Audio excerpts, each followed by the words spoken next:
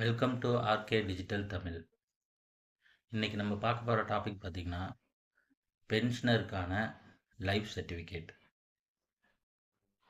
ஓய்வூதியம் பெறும் அனைத்து நபர்களும் வருடம் தவறாமல் தங்களது லைஃப் சர்டிஃபிகேட்டை புதுப்பித்து கொள்ள வேண்டியது மிகவும் அவசியமானது.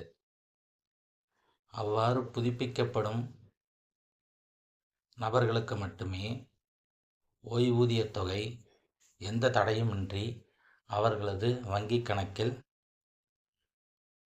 வரவு வைக்கப்படுகிறது.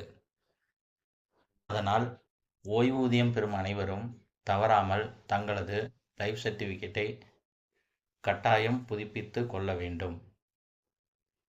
இப்போ நம்ம எப்படி லைஃப் சர்டிஃபிகேட்டை ஆன்லைன் மூலம் மிகவும் எளிமையாக புதுப்பிக்கிறதுன்னு பார்க்கலாம்.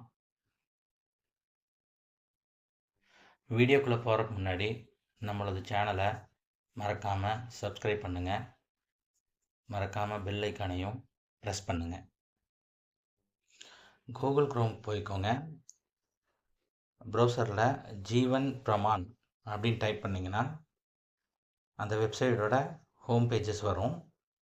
அதில் வந்து பார்த்திங்கன்னா உங்களோட காண்டாக்ட் நம்பர், இமெயில் ஐடி கொடுத்து ரெஜிஸ்டர் கொடுங்க.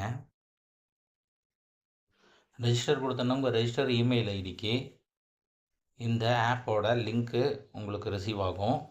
அதில் போய் இந்த ஜீவன் பிரமான் ஆப்பை வந்து பதிவிறக்கம் செஞ்சுக்கோங்க. அதுக்கப்புறம் ஹோம் பேஜஸ் இந்த மாதிரி தான் இருக்கும். இதில் வந்து ஆதார் நம்பர், மொபைல் நம்பர் அது ரெண்டும் கொடுங்க. கொடுத்து ஜென்ரேட் ஓடிபி கொடுத்தோன்னே நம்ம கொடுத்த மொபைல் நம்பருக்கு ஓடிபி ஒன்று ரிசீவ் ஆகும். அந்த ஓடிபி போட்ட உடனே உங்களுக்கு அடுத்த பேஜஸ் வந்து போகும். அதில் ரெஜிஸ்டர் பிபிஓ நம்பர் அப்படிங்கிற காலமுக்கு ப்ரெஸ் பண்ணுங்கள். பண்ணிங்கன்னா ஸ்க்ராலிங்கில் வந்து பார்த்திங்கன்னா ஆல்ரெடி நம்ம ரெஜிஸ்டர் பண்ண நம்ம பிபிஓ நம்பர் எல்லாமே ஷோ ஆகும். அதில் அந்த நம்பரை வந்து நீங்கள் செலக்ட் பண்ணுங்கள்.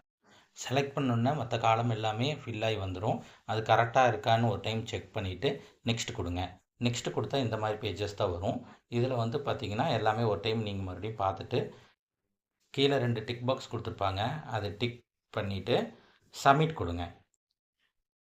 சப்மிட் கொடுக்கும்போது வந்து பார்த்திங்கன்னா உங்களுக்கு அடுத்தது வந்து இந்த மாதிரி உங்களுக்கு ஒரு பாப்பப் ஓப்பன் ஆகும்.